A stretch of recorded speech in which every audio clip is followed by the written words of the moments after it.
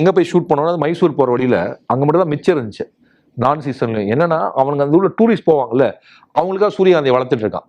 எல்லாரும் அங்கே நின்று ஃபோட்டோ எடுத்து 100 ரூபா கொடுத்துட்டு போறாங்க. ஸோ ஒரு ஃபோட்டோகிராஃபிக்காக ஒருத்தன் ஒரு 1/2 ஏக்கர்ல சூரியகாந்தி தோட்டம் போட்டு வளர்த்துட்டு இருக்கான் எல்லா சீசன்லயும்.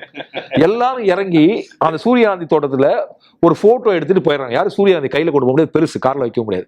ஆனா எல்லாத்துக்கும் சூரியகாந்திக்கு நடுவில் நின்று ஃபோட்டோ எடுக்கிறது பிடிக்கும். பாரதிராஜா சார் காலத்துல தொடங்கி இல்லையா, சூரியகாந்தி முன் புகைப்படம் எடுப்பது என்பது சூரியகாந்திக்கு செய்யக்கூடிய மரியாதை இல்லையா? கண்டிப்பா. அப்படிப்பட்ட ஒண்ணுதான் அந்த, அதுக்காக தான் அதுக்குள்ள சூரியகாந்தி வந்துச்சு. அந்த ஒரு மேட்ரே அதுல என்ன, நான் என்ன கேட்கறேன், அதுல என்ன இருக்குன்னு கேட்கறேன் நான். இப்போ இவங்க எப்போ என்ன 5வது படிக்கிறப்ப ஸ்கூல்ல படிச்சு ஒரு பையன் வந்திருக்கான், அவன்கிட்ட பேசிட்டு இருக்கேன். இதுல நம்மளுக்குள்ள இவ்வளவு இன்ஹிபிஷன் இருக்க போய் தான் அதை வந்து ஏதோ ரொம்ப இது பண்ண, அவங்க நார்மலா இருக்காங்க, அவங்க உண்மையாவே சந்தோஷமா சாதாரணமா இருக்காங்க. நம்மளுக்கு எளிமையா சந்தோஷமா சாதாரணமா இருக்கிறது ஏதோ பெரிய லட்சியவாதம் மாதிரி தோணுது. பட் வாழ்க்கையில் அப்படி இருக்கிறவங்கள நான் பார்த்துருக்கேன். லைக் வெரி டெமோக்ராட்டிக் பீப்புள் பார்த்துருக்கோம். இப்போ என் வீட்லேயே வந்து இப்போ கொஞ்சம் கொஞ்சமாக வயதாக வீடு டெமோக்ராட்டிக் ஆயிடுச்சு. நம்ம இப்போ இந்த இன்டர்வியூல கொஞ்சம் சந்தோஷமா கொஞ்சம் நிறைய விஷயங்கள் எக்ஸ்ட்ராவாலாம் சொல்ல முடியுதுக்கான காரணம் நம்ம வயது கூட நம்மளுக்கு வந்து இப்போ பிரச்சனை இல்லைன்னு ஆயிடுது இல்லை.